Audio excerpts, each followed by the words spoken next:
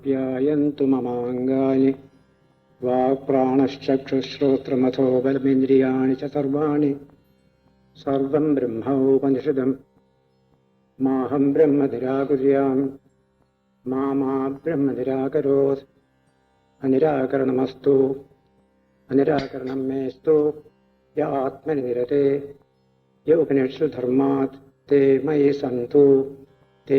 सन्तु ओम शांति शांति शांति ओम तत्सत.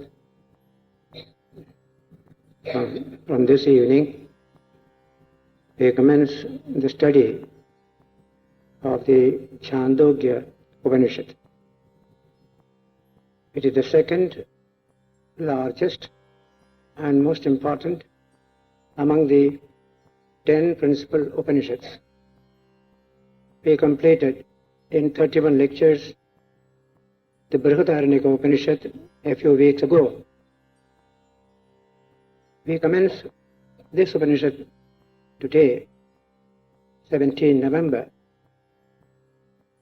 The first 5 chapters are not philosophically, spiritually so relevant to us today.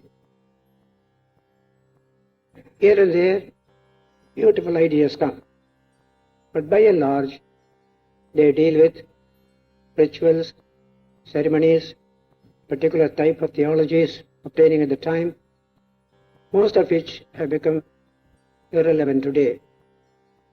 But one thing, what Swami Vivekananda pointed out, in India, in our scriptures, you can study the evolution of religious ideas. Because the new ideas came, the old one was not destroyed. They were kept. And so you can see how ideas led to ideas and finally reached that highest truth of Brahman, one and non-dual. And the human being is one with Brahman, as you will see in the 6th chapter of this Upanishad. Tattvamasi, Tattvamasi, you are that, that infinite reality, that is your true nature. So from ordinary ideas, we proceed subtle, still more subtle ideas. From sun, planets, all outside, we come to the human being. Ultimately, through the human being alone, we discovered the nature of the ultimate truth. That is what you will find in all the Upanishads. This human being contains a profound truth which is there in all nature. But in nature, it cannot be discovered. But in a human being, there is the organic capacity to investigate into external nature, to investigate into human nature in depth and discover the truth. That is the uniqueness of this human being. And so, in this Chandogya Upanishad, you pass through many passages in the first 5 books. As I said, here and there, very bright, great ideas come. But mostly it is irrelevant to our religious life today. They are called various types of meditations, vidyas. Vidya is translated as meditation, that consider fire as God, consider air as God. All these are there. Like the ancient Greek philosophers, each one of them posited fire is the ultimate reality, one said. Another said, no, water is the ultimate reality. You can see that kind of speculation going on. But in the Upanishad, one particular word is used, and that is, you don't say what you say is wrong. It is only a sectional statement, dealing with one section of reality. Pradeshamatram is the language used here. It deals with one aspect of reality. All the rest you have left untouched. We want the whole of reality. So you will find the words coming here. This is truth. We shall go to the truth of truth. That is the infinite Atman. Satyasya Satyam. Prana is true. This world of energy is true. But Atman is the truth of that truth. That is how man travels not from error to truth, but from truth to truth, from a lower truth to a higher truth. That's what Swami Vivekananda said. So we commence the study with the Shanti Patha, which I recited just now. It is a very beautiful Shanti Patha. Each section of the Vedas has its own Shanti Patha. This particular Upanishad belongs to Samaveda. It has this Shanti Patha or peace chant. And the emphasis there is so positive. There is nothing negative in the attitudes of the Upanishads. Everything is positive, positive, positive. Say, reject the body, weaken the body. Later Hindus were taught, not in the Upanishads. Keep the body fit and fine. Keep it strong and steady. So in the prayer also you find this idea coming. Keep the body fit and fine. Apyayantu mama angani. That all my limbs become stronger and stronger. Say, Vak, prana, chakshu. Speech, prana, and the eye. Shrotram, also the ear. Atho balam, indriyani cha sarvani. That all my sense organs remain strong and steady. We need all of them in our pursuit of truth. A weakened sense organ doesn't make you a better devotee of truth. That was not accepted in India in the olden days. Everything must be fit and fine. And then try to pursue truth. Similarly, Sarvam Brahma Upanishadam. Everything is the Brahman or the Upanishads. That Brahman is everything. That will be told later on in the text also. Sarvam Brahma Upanishadam. Maham Brahma Nirakuryam. Let me not reject Brahman. Let me not reject Brahman. That is the first. Mama Brahma Nirakarot. Let not Brahman reject me. Both ways. Mama Brahma Nirakarot. Anirakaranam astu. Let there be no rejection at all. It is all positive. Anirakaranam is astu. Anirakaraname astu. Tadatmini nirate. I am devoted to that Atman, that infinite self. Ya Upanishads dharma te mai santu, te mai santu. Whatever dharmas, virtues and graces are expounded in the Upanishads, let them all live in me, is the language. Let me embody those beautiful virtues mentioned in the Upanishads. So, te mai santu, te mai santu. Twice repeated to say at the end of the particular text. This is the type of Shanti mantra you get in other Upanishads. You get similar one also. Strong body and limbs we must have, strong mind we must have. All this you will find. That's why Vivekananda said, let the people study the Upanishads. When this blessed literature is there, they read all sorts of weakening literature. It is the only literature that speaks of strength, that speaks of fearlessness. That we have not studied, we have not applied till now. Now the time has come, Vivekananda said, in this modern age. So this is the first Shanti mantra of the Chandogya Upanishad. Then we go to 119. Beautiful two mantras come. The second mantra is very, very important. Teneyam traye vidya vartate. These Vedic rites are begun with it. After uttering Om, the Advaita chant the hymns of the gods. The Hota, another priest, praises the gods. The Udgata sings. These are the three priests in these sacrifices. These rites are meant for the worship of this very Om, the big best symbol of Brahman, Om. Through the greatness and essence of Om are begun the rites enjoined by the Vedas. First Om, then only other things come. That is how in India we begin everything with Om. So this text deals with that beautiful symbol of the divine, Brahman. And here he says, it is a symbol of Supreme Self, Shankara says. this best symbol of the Supreme Self. You have got a number of symbols in religions. The best is Om. Therefore, today, other religions also are accepting Om, slowly, slowly. Hinduism, Buddhism, and Jainism, and Sikhism, they all accept Om as a higher symbol. Remember the word symbol. It is the best symbol of Brahman. Right? That is the idea of the symbol, thing symbolized. That is Brahman himself.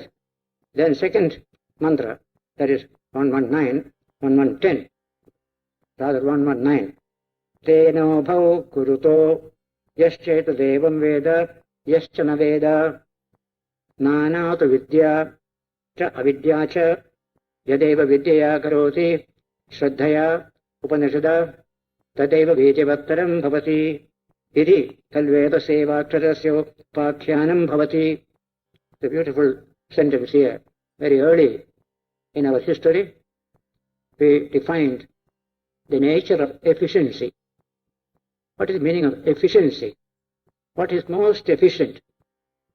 That is being expounded here. Both he who knows this Om and he who does not know, they perform rites with that Om. Now, with knowledge, without knowledge, you perform the rites with Om. And Shankara will comment, if you take Haritaki, Mayurabala, Ayurvedic preparation, that fruit, whether you know it or not, it is sure to make for purging in the system. Whether you know it or not, it acts. Similarly, whether you know it or not, Om, the symbol, it will have its own effect on you. So, knowledge and ignorance are different things. Yes. One is knowledge, the other is ignorance. Vidya, avidya. These are two different things. Only that which is done with knowledge, faith, and meditation, that alone becomes most efficient with the language. Yadeva vidyaya karoti. First you must have the technical know-how of a thing. That's called knowledge. But that itself cannot make you efficient. So the second one, Shraddha, faith. Faith in yourself. Faith in the cause you are working for. That faith can create a lot of energy. And so the second is Shraddha. Third is Upanishad. Deep thinking, deep meditation on the subject on hand, the work on hand. Then you act. That action will be most powerful. So three items are there for a work being considered as efficient. Vidya, Shraddha, Upanishad. In several of my lectures, when I speak to administrators and all that, this I quote from the Upanishad, how efficiency has to be brought about by the change of attitudes, technical know-how, deep faith and conviction, and deep meditation. All these are absolutely necessary. He says, then we go to 1:10. A beautiful story begins. Devasura havai yatra samyetira uphaye rajapatyastadha deva udgitham avajalur anenam abhivavishyama iti. When the gods and the demons, Deva, Asura, who were both progeny of Prajapati, fought each other, then the gods took up Udgitha with the belief, we shall defeat them with the help of this. Udgitha is another type of Vedic hymn, which is sung in various sacrifices, etc. So, this is just a story, and it is interesting to know, all over Puranas are full of Devasura war, Devasura Yuddha. That happened, this happened, this happened. Even the Mahishasura also, Devasura war is there. And so, it's very interesting, a continuing tradition. What is the meaning of this Devasura? Shankara alone gives that wonderful meaning. In several places in the commentaries, he mentions, they are not separate people. These very human beings are both Devas and Asuras. They are not somebody coming from heaven. Not at all. That is the beautiful language. Devas are among ourselves, Asuras among ourselves. Now, in this particular context, the definition given is, these sense organs are called Devas. When they are controlled by the scriptural truths, and they behave from that point of view, they become truly devas. Once they do not do so, they take charge of themselves and do what they like, then they become asuras, these sense organs. Deva means that which illumines, div, to shine. So in the body, the sense organs are the only shining part of the human body. All the rest are not conveying any knowledge at all. And so the word deva originally meant within the body the sense organs. And there stars and others which give light, that is cosmic, this is the individual. So the text will say here, these devas and asuras are constantly in conflict. Senses are being carried away by the sense objects. You become asura. Senses are able to restrain themselves. Then you become deva. They become devas there. This is going on constantly, a battle in every human being. Just now asuras are winning a lot. Lot of crime, lot of violence, all that means that the asuras are winning, but not the gods. But it will change. This has happened several times before. So when the gods and the demons, who were both progeny of Prajapati, in the last chapter of this book, you will find again these two coming, gods and the demons, coming to Prajapati to learn spiritual truths. And what they learned will be mentioned there in the last chapter of this book. We shall defeat them with the help of this Udgita, is the language used there. The Shankara's commentary is very interesting in this connection. It says, Devasuraha, the gods and the demons. The word Deva is derived from the root div, in the sense of shining. Yes. Dios, in the Latin also similar, same thing. So it means the function of the organs, which are illumined by the scriptures. Then they become Deva. If the sense organs are guided by the truths of the scriptures, then they become Deva. If not, they become Asura. Or Asuras are very normal, unillumined, ignorant activities of the organs. Natural activity of the organs. That is an animal. There is absolutely nothing of Deva there. Actually, whatever they like, they do. No control of the sense organs there. But in a human being, we can develop this new dimension. Opposed to them, that is the Devas, are the Asuras, because they remain engrossed in the enjoyment of their own respective lives, in their respective diverse objects and vital functions. Hawaii are two indeclinable words, both revealing an incident of the past. Hawaii. So it is said. So it is said, that is a story in all the Bible and all that you say, Hawaii. Yatra, with regard to which, in the matter of stealing away each other's property, says, the Asuras will steal away Devas' property. Devas will steal away Asuras' property, each other's property. Samyetire, derived from the root yat with the prefix sam, put before the meaning fought. Samyetire, fought, war. That is to say, they entered into war. Yes. The demons, the natural unillumined functions of the organs, became engaged in war for undermining those functions of the organs which are illumined and regulated by the scriptures. The Gita says, Tasmat Shastram Pramanante. Shastra should be your pramana. What is to be done, what is not to be done. Not because you like this, you don't like it. That will lead you down only, nothing higher. So, unillumined. So also the gods, who are opposed to them and are possessed of the characteristics of light emerging from the understanding of a subject presented by the scriptures. Thus, the whole idea is this: from time immemorial, a war, as it were, is continuing in the bodies of all individual beings between the gods and the demons. Because we have intelligence, we have discrimination, there is a war. In the animal, there is no discrimination, there is no war at all. We know there is something higher, and so we protest, and so a war. That's why at the human level only moral conflicts can take place, not below the human level. For the sake of defeating or winning over one another, gods and demons.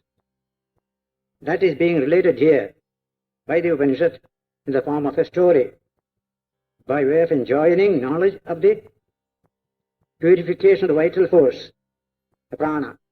The whole prana in the system must be pure. They stimulate the sense organs. The energy of the sense organs come from the prana. The prana is pure, they will also be pure. Trace. For arousing discriminative knowledge about the rise of virtue and vice. Vivekananda, discriminative knowledge. What is right, what is wrong, what is dharma, what is adharma. This understanding can come only when there is discrimination. The capacity to discriminate is there, we don't use it. But use it, then you will come to know. Thus, Ubhaye, both gods and demons, are Prajapatyaha, progeny of Prajapati, of a person competent, etc. A person himself is Ukta, he is also the great Prajapati. Now, this war, as I said, is going on all the time, from very ancient times. It will continue so long as humanity is there. And it is good to recognize it, that there is a war to be fought. And that war is between tendency to remain at the animal level or carry evolution to higher levels. If you want to stagnate, then you can stagnate. But if you want to continue evolution, then this war is needed. And till now, modern biology, modern science in general, never recommended this kind of war. Live as you like. What they call in American social language, impulse release philosophy. Out of impulses can release them straight away. Don't ask a question, are you right, are you wrong? That's called impulse release philosophy. Now, modern biology in this 100 years has advanced a good deal. And a biologist can speak today a sentence which only religion spoke earlier. And I am quoting one sentence only from Sir Julian Huxley's book, Evolution, a New Synthesis. Quite a bulky book. It is his best book, he wrote to me. All his ideas are presented there. And that sentence comes there. What we have to achieve to carry on our evolution is to make the mammal in us die so that man in us can live. This is language. The mammal in us must die. Then a man in us can live. That is moral spiritual evolution. And this is a scientist who speaks about it. So this Devasara war, we have to reckon with it, and we cannot just submit to it. Submission in war means you are gone. You are defeated, you become a creature. If you put up a fight, then you are right. So, Tasmat is a Yuddhasva Bharata. Krishna said, fight on, fight on. I am inside you. Remember me and carry on the war outside. It is a constant war. What is right, what is wrong. We have given up the war itself. So everything becomes wrong. Everything is whatever the senses dictate. That should not be. There is the Upanishad. So this is an important subject. We generally treat it as a myth of Devasara war. But every myth has a psychology behind it. Some human factor behind it. And most of Indian myths have behind them a profound philosophy, a profound psychology. Because psychology developed very early in India, our myths are more meaningful than many other myths. There are great philosophers in the West who try to understand the nature of myth. Joseph Campbell of New York, of America, was a famous student of myths. He has written several volumes on the myths. I have been to his college, I have spoken there, Sarah Lawrence College, I think. He passed away a few years ago. So, we had the book, The Myths and Symbols of the Hindu Religion, by the French scholar, whose books were edited by Joseph Campbell. So, myths are being studied today because of the psychological background of all myths. What do they mean? What do they try to express, etc., etc. From that point of view, Indian myths are full of meaning. Take, for example, Shiva drinking poison. It's a myth. But what a profound meaning is there. that you take the poison coming from life and you digest it. It doesn't destroy you. You have the power in you. Shiva nature is in you. That is a great truth that is expounded by the story of Samudra Manthan and Shiva drinking poison. So we go further. Several passages are very, very ordinary, so I leave them behind. Now we come to 3.13.8, third chapter. There it begins with a very highest utterance of the Upanishad. Sarvam Khalu Idam Brahma. Everything is manifested universe is Brahman. The highest truth is presented here in this third chapter. Sarvam Khalu Idam Brahma. Tat Jalaniti. Tat Jalan. It is a highly compressed word, Jalan. It contains origination, maintenance, final dissolution of the universe. All three are combined in these three letters. Tat Jalan. What profound thinking is there. How we put small equations to describe big mathematical truths in modern language. Similarly, in Indian philosophy, this kind of terminology was developed. So, Tat Jalan. What is the meaning of Tat Jalan? Tat Jalan iti Shanta Upasita. Atha Kalu Kratumayaha Purusho. Yatha Kratum Asmin Loke Purusho Bhavati. Tasayita Preti Bhavati. Sa Kratum Kurvita. That's the text. 3, 13 and 14. 3, 14, 1. All this is Brahman. This is born from Ja. The word Jalan. Ja means Janma. So, born from, dissolves in La, and in, exists in that. It is born from it. A wave born from the ocean, stays in the ocean, goes back to the ocean. Tat Jalan. The word Jala doesn't mean water there. Jalana. Three separate words put together as an equation. Tat Jalaniti. Therefore, one should meditate by becoming calm, to realize that Brahman, absolute calmness is necessary. Then we can see the pulsations of Brahman in our own system. Because a person is identified with his conviction. Whatever is your determination or conviction, that is your personality. And so Kratu is the word for conviction. Kratu. Kratu also means sankalpa, determination, or will. All these are part of that. Therefore, just as the conviction of a man has in this world, so does he become after departure from here. As you have convictions here, this will lead you to future life also. These convictions are the only thing that will carry you elsewhere. Therefore, he should shape his conviction, try to develop a few convictions in life. I often refer to this, speaking in various parts of India. We are a people full of opinions and no convictions. That must change. You must have a certain conviction. This is true. I hold on to it. That kind of conviction. Very few people have this conviction. But opinions plenty. Opinions have no value. They have no energy in them. But convictions have great energy. Vivekananda said, great convictions are the mothers of great deeds.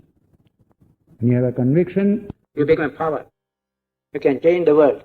Why India has not been changed 40 years, still full of evil in society, so much poverty, everything. Why? We have very few people of conviction. Therefore, this kind of thing. So, here the word kratu is used from that point of view. Have a few convictions. Add on to them as life progresses. Experiment with them. Put them to use. Put them to test in daily life. Like that. That's character. Where there is conviction, there is character. Where there is no conviction, there is no character. Character is something steady. But most people are not steady. Today they are one thing, tomorrow they are another. In political language, this was used in Haryana. Ayaram, Gayaram. I have no political conviction. I am in this party today, I am in that party tomorrow. Wherever I can get a berth, I am there. No political conviction at all. So, the word kratu is a beautiful word from that point of view. Therefore, he should shape his conviction. Yes. Of that very Brahman, which is three-footed, 3-foot, immortal. 3-foot is, we have got Jagrat, Swapna, Sushupti, 3 states. In that, we have got the whole of the experience. No experience can be outside the 3. Jagrat, Swapna, Sushupti. No experience can be outside the 3. Then, immortal, possessed of infinite qualities. Then infinite powers. Now, this is being said.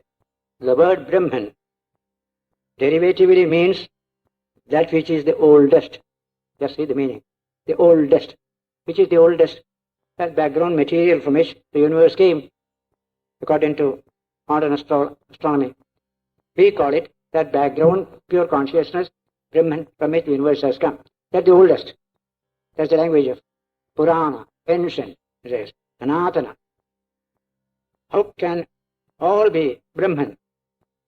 Therefore, the text says, Tajjalan. That's right. Because all creation, through a succession of fire, water, food, etc., is born from that Brahman.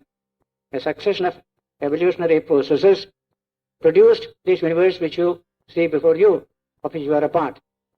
That evolution was cosmic, then organic, then human. So all this same Brahman is there in everything in this universe, it says. Therefore it is called the Tajja, born from that, Tajja. And it is Talla, because through a reverse process, the very order of birth, it gets merged in that very Brahman, in a reverse process. That also we accept in astronomy today, that this world will go back to that primeval state, that singularity state, once again. All these diversities will vanish. Only a single reality will remain. One single energy will remain in highly condensed form. That is the end of the world. So that is Talla. This is Tajja, this is Talla. Creation is Tajja, dissolution is Talla. Expansion, contraction is called in Sanskrit language. Vikasa, Sankocha, technical terms they are.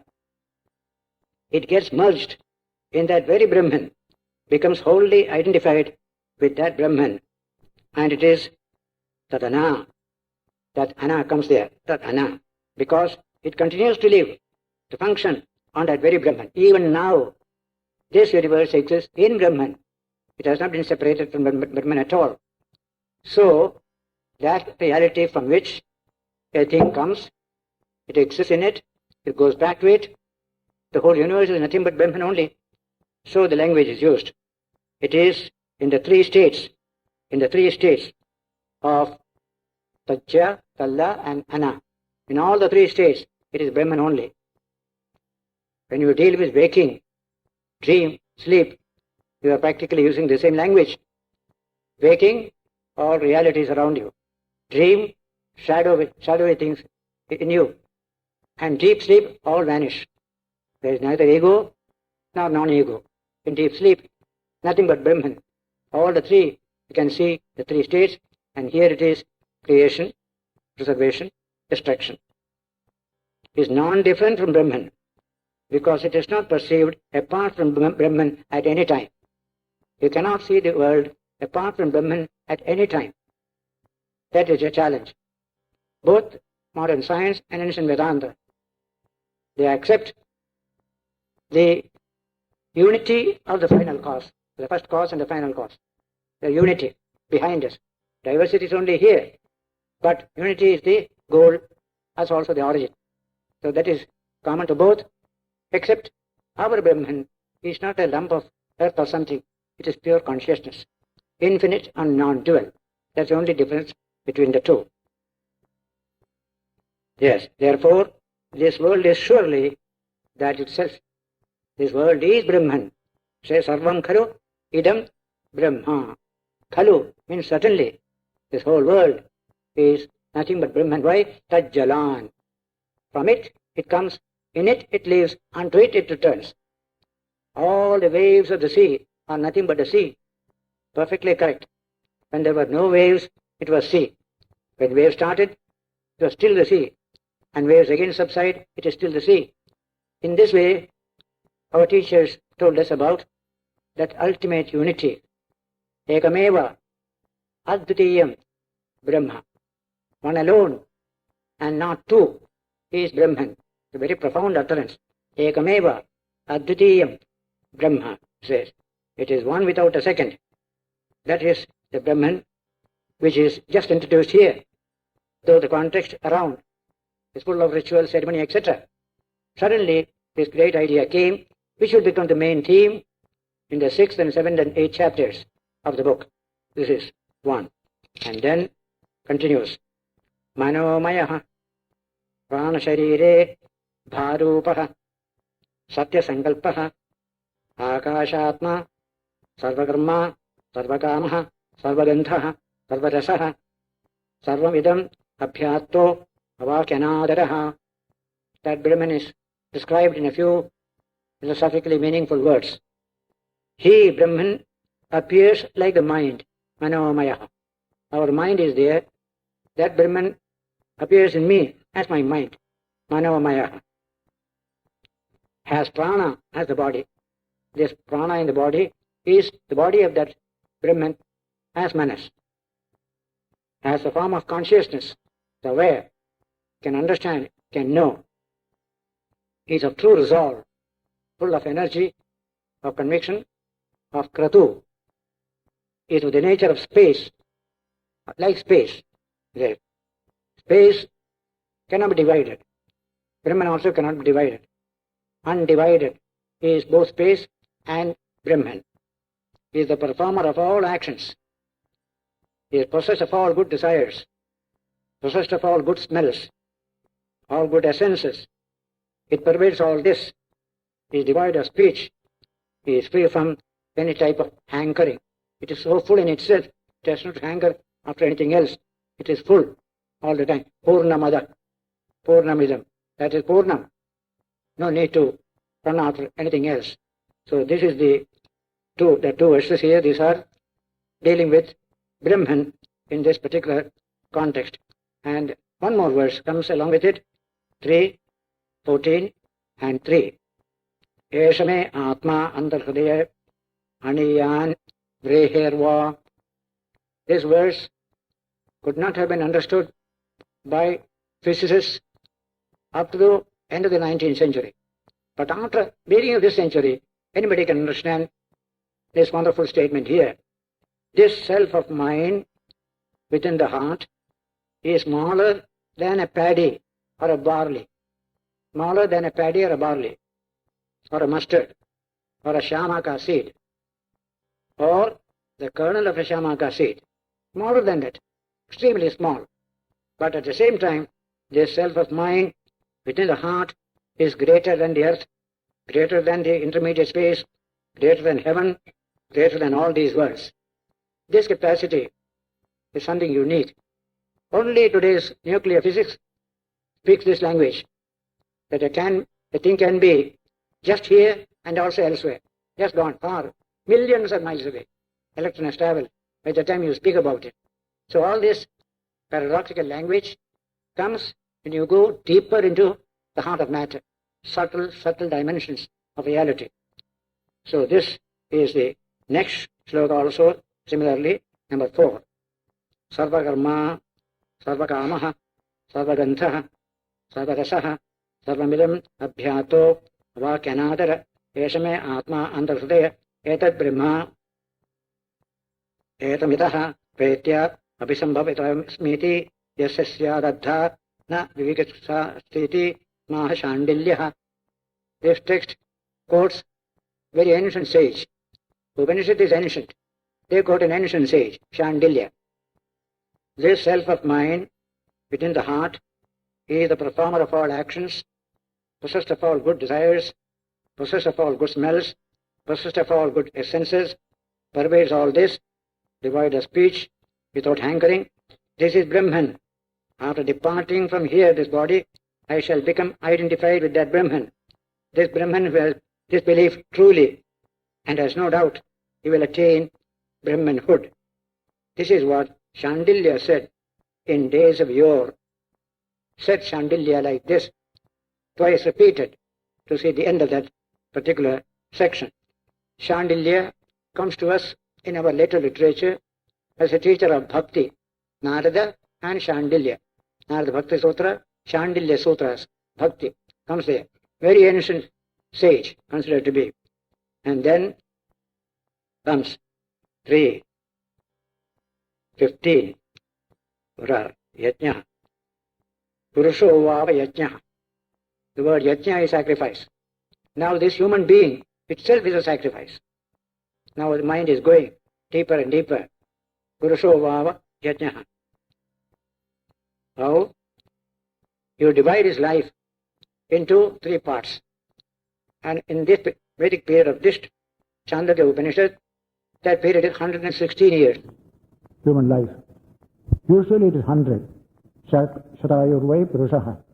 Human life is 100 years according to Vedas. But here it is 116. How do you divide? First 24 years is one part. Next 44 years, another part. Next 48 years, the third part. Altogether, this is 116 years. The whole thing is a yajna. That is the whole. Gita also develops this concept of yajna in the 3rd chapter. The whole life itself is yajna.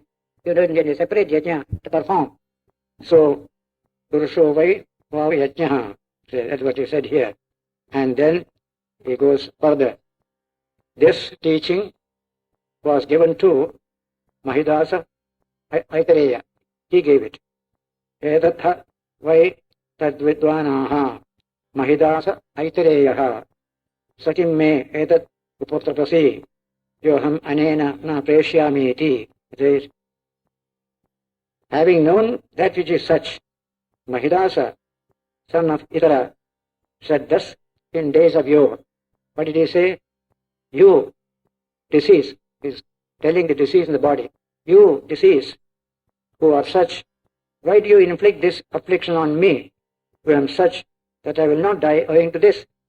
I have got a full yajna to perform, up to 116. You can't do harm to me, that kind of thing. I will not die owing to this. He lived for 116 years. Anyone who knows this lives hale and hearty for 116 years. That is the story of Mahidasa Aitareya. And immediately after comes Sri Krishna. Sri Krishna comes to the Puranas. One reference in the Vedas, in the Upanishads, and that is here.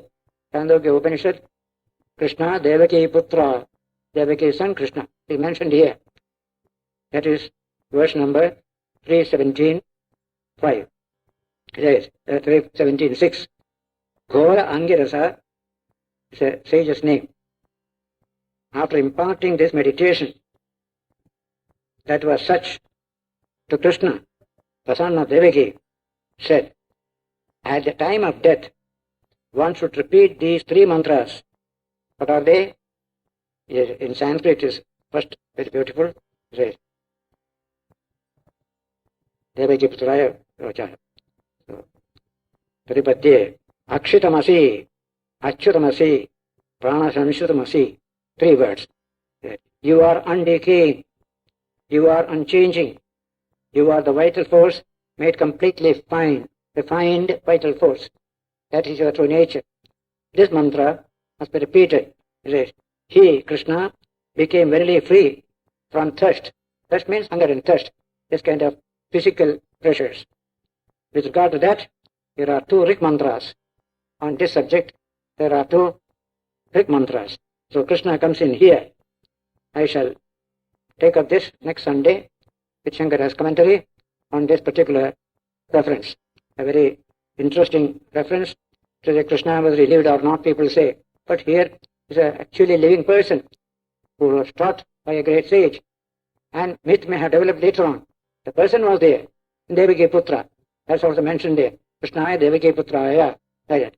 And so we shall meet next Sunday and continue the Chandogya. So we had studied the first 2 chapters of the Chandogya Upanishad last Sunday.